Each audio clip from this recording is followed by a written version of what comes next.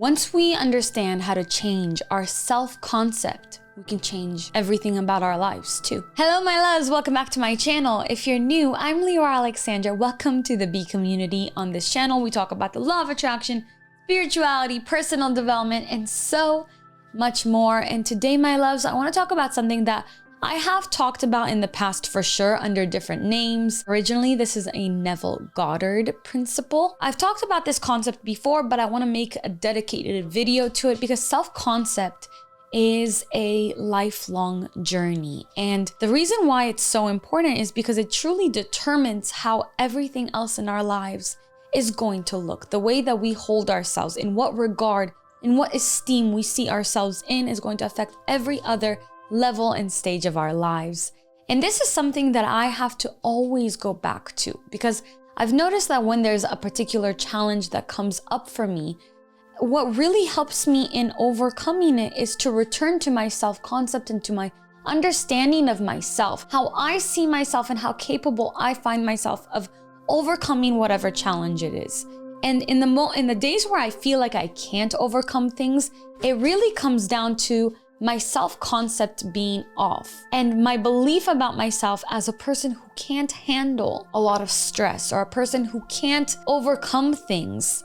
And I have to return to that and I have to come back to my true belief of myself, which is I know that whatever I'm presented with is something that is specifically prescribed for me to be able to go through. In the same way that for you, whatever you are dealt with, whatever hands, whatever cards you are dealt, is specifically prescribed for you because you are able to uniquely overcome it. So that's what I want to talk about today in regards to self-concept and also social media and what creating our self-concept through too much stimulation is doing to us and what we should do instead. But before we get into today's video, a quick word from our sponsor. So if you haven't yet heard of Hungry Root is a grocery service that delivers you groceries right to your door. When I started using Hungry Root, I actually had to take a short, fun quiz before I signed up. It asked me about my habits, my dietary needs, my goals. Hungry Root then sent me personalized weekly groceries filled with healthy and fresh foods. Hungry Root, I really wish you would stop sending me this delicious almond chickpea cookie dough because I can't stop it. What, babe? You put them in the cart. I put this in the cart? Yes, you put 3 in the cart. I made this decision. Yeah. Hungry Root, thank you for allowing me to choose this incredible cookie dough in my cart. I make really good decisions. That's why I get Hungry Root. Now that I've gotten a few orders with Hungry Root, I have a few favorites like the chickpea cookie dough, and I'm mixing and matching the things that I get every week to make new meals. This week I'm making a paneer curry, which I'm very excited about, vegetable curry. I have all the veggies, I have the sauce, I have the paneer, and I'm gonna add tofu in it that I already have in the fridge. I'm also going to make some garlic, lemon, fingerling potatoes in the oven. My favorite part about Hungry Root though is that I get to discover new brands and new foods. I haven't had this chocolate before, now I have. It's the best one there is. I'm going to order it with every delivery. They also provide you with recipes that come in your box. You can mix and match with what you already have in your fridge to create something new, which is what I like to do. Because Hungry Root is sponsoring this video, the first 100 people to use my code Leeor40 will get 40% off your first grocery order at hungryroot.com. There's over 2,000 fast and easy recipes that you can make, and you're gonna contribute to less food waste and get to spend more time just enjoying your food. Thank you, Hungry Root, for sponsoring today's video. So what is self-concept? In essence, self-concept is how we see ourselves. It's also our understanding of the world and how the world sees and accepts us. It's our mental image of ourselves, and that creates our identity, or at least what we believe our identity to be. And the reason why this is so important is because whatever beliefs you hold about yourself are going to be projected onto the blank screen of reality and creating what you see in your external reality. So whatever you believe about yourself internally will be reflected and will show up in your life externally. So if you see yourself as somebody who is lovable, you will experience a lot of lovable experiences in your life, right? People will treat you as if you are worthy of love. If you see yourself as unworthy or undeserving of being loved, you will experience that as well. Now, as adults, as autonomous beings, this is truly under our control, especially once we get this specific information. While when we were children, this was not under our control. And the reason for that is because from the ages of 1 through 7, sometimes even up to 12, children primarily oscillate between the brainwave stages of alpha and theta, sometimes coming into reality, which is beta. And in the alpha and theta stages, we are like sponges, right? So how I like to explain it is the triangle of deception. We are programmed, we are indoctrinated, and we are domesticated by church, state, friends, family, neighbors, classmates, teachers, society, social media, and all these different things. And we are taught to perceive the world in one way and to perceive ourselves in a specific way. So our self-concept is essentially created for us when we are children. So if you've not done any work with your self-concept or with your beliefs about yourself, then you are likely living out a personality and a paradigm that you never chose yourself. So as an adult or as a young adult or a fully autonomous being at whatever age, you can take your power into your own hands by recreating your own self-concept. So this is a process of analyzing what it is that you believe yourself to be in all areas of your life. Are you deserving of love? Are you attractive? Are you intelligent? Are you creative? Do you like certain types of people? Do you not like certain types? What are your likes and what are your dislikes? For most of us, until we start to review ourselves, we are not aware that what we have become is an amalgamation of the voices and the noise around us.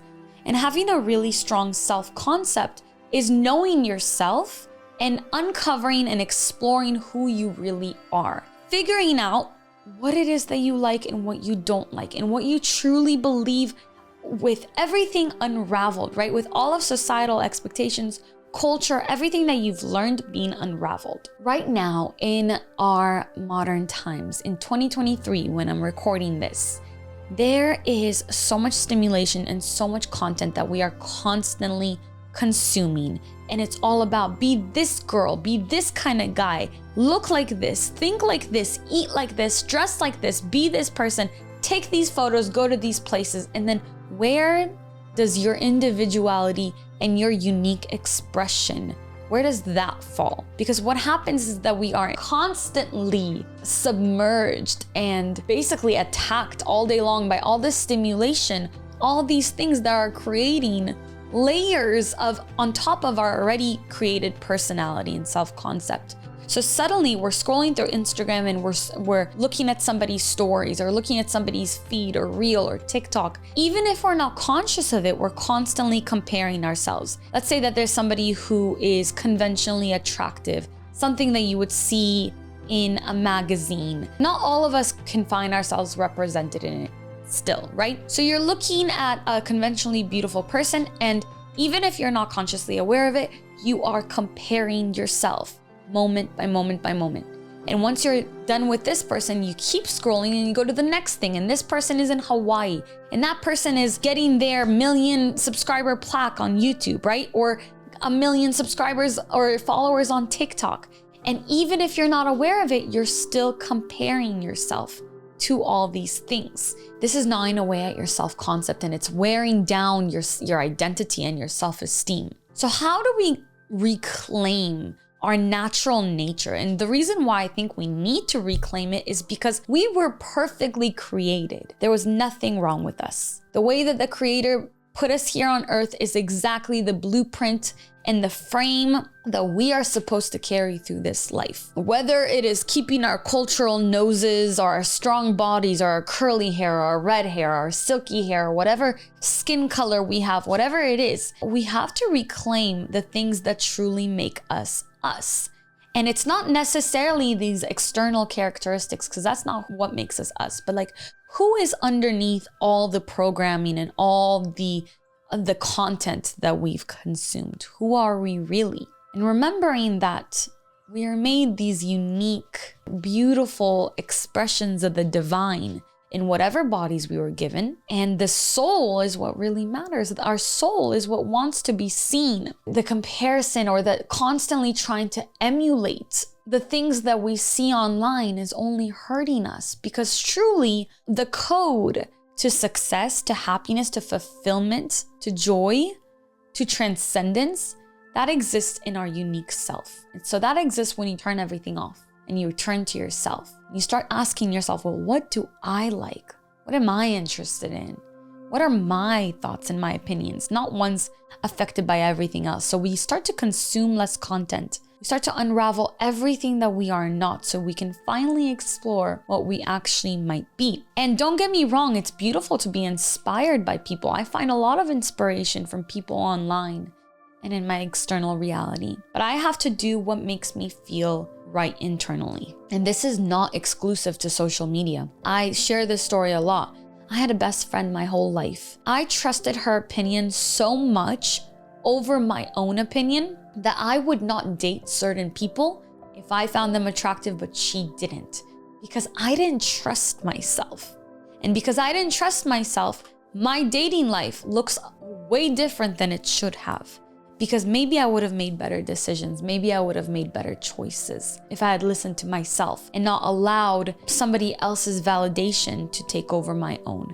So I had a weak self-concept, and that can play out in many different areas of our life. You might be dating and things aren't working out, and somebody, you're dating different people, but the same thing keeps happening, almost as if you haven't learned your lesson, so you keep experiencing this cycle again and again. Well, that might mean that you need to take a look at your self-concept. How do you see yourself? What do you find yourself worthy of? What we'll often find is, without putting any blame or shame on ourselves, it's that we are emitting some sort of frequency that is begetting these cyclical situations, right? And we have to change what we believe about ourselves. So we consume less, we get to know ourselves more, we consider what beliefs we hold about ourselves, and this is the most important thing. Whatever you say I am to, whatever comes after I am for you, is how you reveal your self-concept and what you believe about yourself. And you're going to say this out loud through your conversations with others. You're texting your friends and you're like, oh, I'm so stupid. That is your self-concept. And it's so much easier and so much more comfortable for the world if you do believe yourself to be stupid and ugly and poor. It makes people uncomfortable if you believe yourself to be beautiful and worthwhile and wealthy and healthy and capable. It makes people uncomfortable at first, and then you become a permission slip for everybody else. Just like how you've been inspired by others, you begin to inspire everybody else to also allow themselves to have a stronger self-concept. And once you return to your I ams and realize what it is you're declaring to the quantum realm, what are you saying to the universe that you are? What are you telling the creator? This is what I am, this is what I expect. And if those things are negative, you're going to see a negative external reality. And if those things are positive, you're going to see your life change. And that lucky girl syndrome that everybody talks about, that's going to come to you if you have a strong self-concept. A really good example of this in my own life that I've shared before, I think, is that I had a self-concept for many, many years that I was an outcast, I was weird, I was different. And because of that, I'm not gonna find somebody who is going to fit me. I'm not gonna find somebody who gets me. It's too hard. Or maybe people don't, people in my community in real life, maybe they don't want to be around me because I'm weird. I'm the weird girl. And then I realized that self-concept is something that I inherited, that I grew up with, because it's something that I heard when I was a little kid. Because I was a little bit of a weird little kid. I would talk to the wind and the fairies and all that. But I know that I'm not alone in that. And sometimes the kids who do that end up being the coolest kids. And so I carried for years a self-concept of being weird and being afraid that I was making people uncomfortable by my weirdness.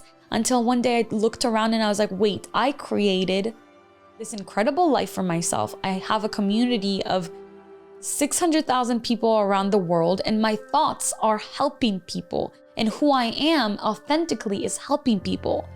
This isn't weird. I'm unique. I'm different. And thank God for that, because if I was normal, if I kept trying to stay normal like I did when I was a teenager, I tried to stay in line with what was the status quo, then perhaps I wouldn't be as effective at what I'm doing.